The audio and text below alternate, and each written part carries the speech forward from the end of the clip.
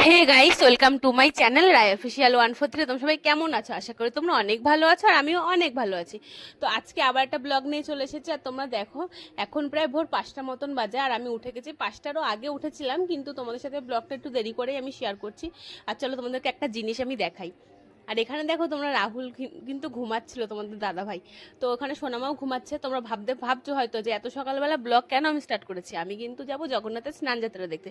তোমরা তো অনেকেই জানো, চাকদায় অনেক বড় করে জগন্নাথের স্নান যাত্রা হয়। তো সেখানেই আমি যাবো। এত সকালবেলায় আমাদের বেরোতে হবে। আর ওখানে সোনামাকে রেখেছি। সোনামা কিন্তু একা থাকবে না, মা ওর কাছে এসে শুয়ে পড়বে। আর এখানে দেখো, দুজনে মিলে আমরা একটুখানি ইয়ার্কি মারতে মারতে ব্রাশ করে নিচ্ছিলাম।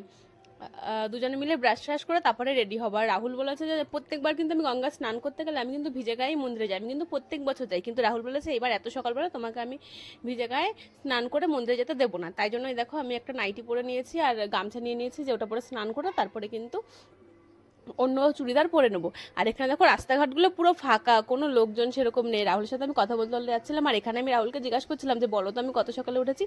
ও সজাগ ছিল, আমিও সেজেছিলাম। আর আমি কিন্তু জগন্নাথের স্নানযাত্রা দেখতে খুব ভালোবাসি, প্রত্যেক বছর যাই অবশ্য ঠিকই, কিন্তু এবছর অনেকটা সকালে করে ফেলেছে আমাবতীর জন্য। আর এখানে তোমাদের দাদা চা খেতে বসে পড়েছিল, আমাকে জিজ্ঞাসা করছে চা খাবে, আমি ছি না, আমি একটা বিস্কুট খেয়ে নিলাম। আর এখানে দেখো তোমরা, যে আমাদের চাকদা গ্রামের রাস্তাঘাটগুলো কিরকম একদম ফাঁকা শুনশান, আর কিরকম জঙ্গলের মধ্যে দিয়ে মাটির রাস্তা, কি সুন্দর না?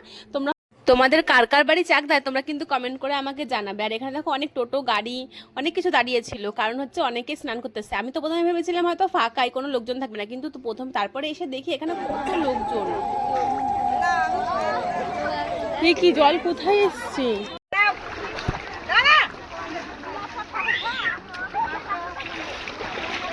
এখন তো বেলা হয়ে গেছে,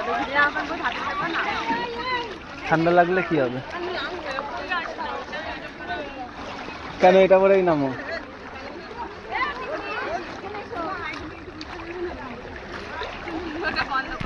না ডুব দাও।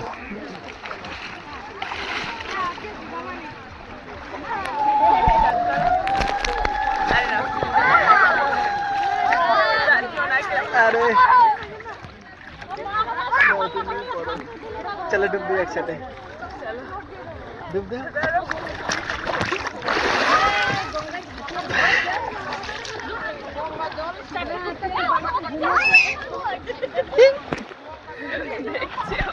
এখানে দেখো, আমরা স্নান করে উঠে গেছি। আমরা কিন্তু বেশিক্ষণ স্নান করিনি, কারণ যেখানে আমরা জানতাম যে মন্দিরে 7টা থেকে 8টার মধ্যে পুজো হয়ে যাবে, ওই জন্য আমরা তাড়াতাড়ি করে স্নান করে উঠে গেছি 3টে রূপ দিয়ে। আর এখানে আমি তিলক পরতেছি। আমি কিন্তু গঙ্গায় আসলেই তিলক পরি, আমার কিন্তু তিলক পরতে খুব ভালো লাগে। তোমাদের কার কার ভালো লাগে কমেন্ট করে জানাতে কিন্তু ভুলবে না। আর এখানে তিলক পরে 5 টাকা দিয়ে দিলাম। আর এখানে দেখো, তোমাদের দাদা ভাই মানে রাহুলও তিলক পরে নিয়েছে আমাদের সাথে। আর ওখানে না, যে তিলক পরার জন্য বসেছিল সে কিন্তু পড়াচ্ছিল না, কারণ উনি গীতা পাঠ করছিল। তাই ওনাকে আমি গিয়ে কিছুক্ষণ বসে রয়েছি, কিন্তু দেখি উনি আর কিছু বলছেই না। তারপরে একজন এসে আমাকে পড়িয়ে দিল, কারণ আমি অনেকক্ষণ ধরে বসেছিলাম তাই জন্য। আর এখান থেকে তোমাদের সাথে কথা বলতে বলতে আমি কিন্তু মন্দিরে চলে এসেছি।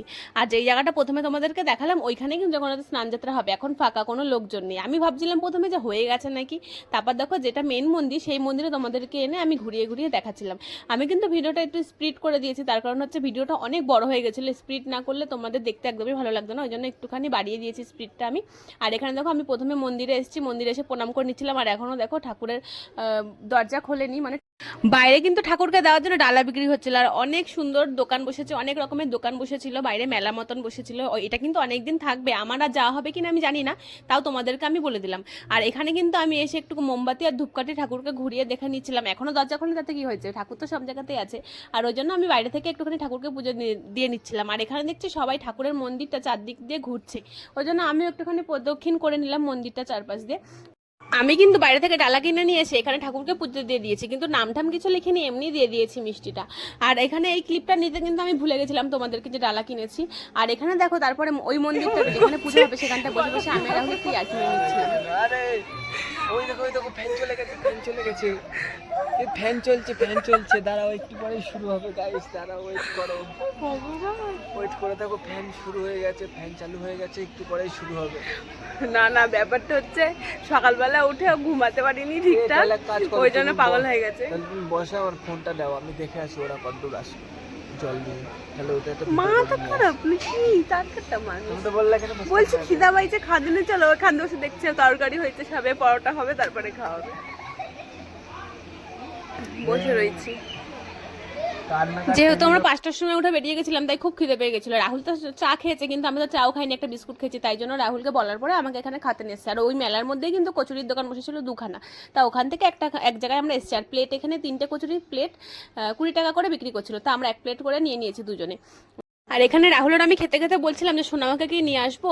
প্রথমে ভেবেছিলাম যে হ্যাঁ সোনামাকে নিয়ে আসা উচিত, আমি রাহুলকে বলেওছিলাম, আর ও কিন্তু গেছিলো সোনামাকে আনতে, কিন্তু তারপরে এত ভিড় হয়ে গেছিলো যে আমি ওকে ফোন করে বলে দিয়েছি যে সোনামাকে কিন্তু আনতে হবে না তোমার। আর এখানে দেখো এই ঘটগুলো দেখতে পাচ্ছ, এই ঘটগুলোর মধ্যে সবাই গঙ্গা থেকে স্নান করে এসে জল দিয়েছে। আর এখন দেখো পুজো শুরুই হয়নি, ঠাকুরও আনেনি, তাই কত লোক এসে জড়ো হয়ে গেছে। রাহুল কিন্তু বাড়ি চলে গেছিলো সোনামাকে আনতে, আর এখানে অনেকক্ষণ থেকে দাঁড়িয়ে থাকার পরে আমি ভাবছিলাম আসতে না কেন, তারপর দেখো ব্যান্ড পার্টির আওয়াজ শুনতে পেলাম যে ও গঙ্গা থেকে ঠাকুরের জন্য জল আসছে, তো ওই জন্য দাঁড়িয়ে আছে। তোমাদের সাথে কিছু ক্লিপ আমি শেয়ার করে দিলাম। এই যে দেখো ওরা কীর্তন করতে করতে ঠাকুরের জন্য জল নিয়ে আসছিল সবাই মিলে।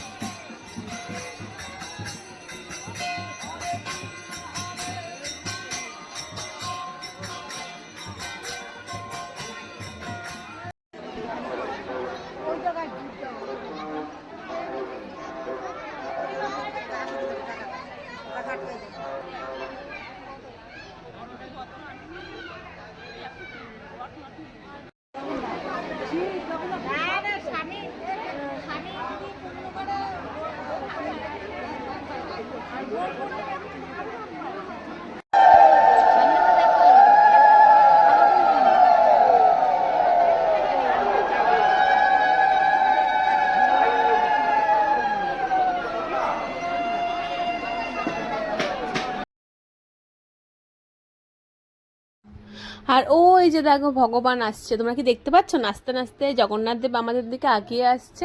এখনই জগন্নাথ দেবকে রেডি করে তারপরে জগন্নাথ দেবের স্নান হবে। অনেকক্ষণ ধরে অপেক্ষা করার পর ঠাকুরকে দেখতে পেলাম আমরা। সেই সকালে এসেছি, এখন কিন্তু প্রায় 9টা 9:30 বেশি বাজে। আর আমরা সেই এসেছি 6:30টার সময় মন্দিরে, 5টার সময় উঠে স্নান করে মন্দিরে এসেছি, সেই থেকে বসে আছি। রাহুল কিন্তু বাড়ি গেছিলো সোনামাকে আনতে, তো তোমাদেরকে বললামই, আমি ওকে বারণ করে দিয়েছি নিয়ে আসতে। তাই ওকে আমি বলেছি যখন শুরু হবে তোমাকে আমি ফোন করবো, তুমি এসো। গরমের মধ্যে এসে কী বা করবে। আর আমি কিন্তু তোমাদের এই ক্লিপগুলো শেয়ার করবো বলে আমি কিন্তু আর বাড়ি যাইনি, হলে কিন্তু আমিও বাড়ি চলে যেতাম। আর এখানে দেখো জগন্নাথ দেবকে নাচাতে নাচাতে মন্দিরের দিকে নিয়ে আসছে।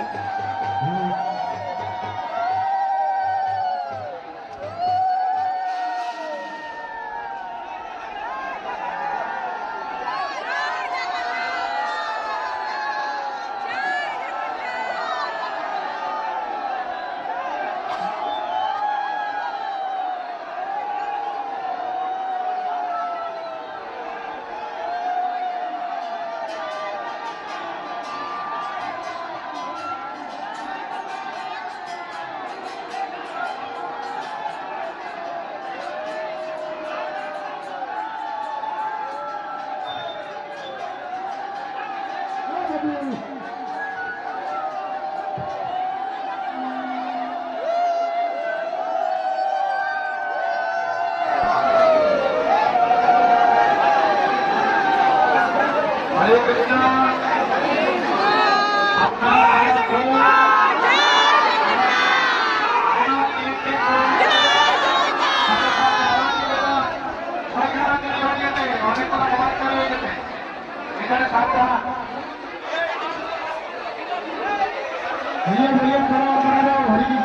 জগন্নাথ, স্বাগতম জগন্নাথ।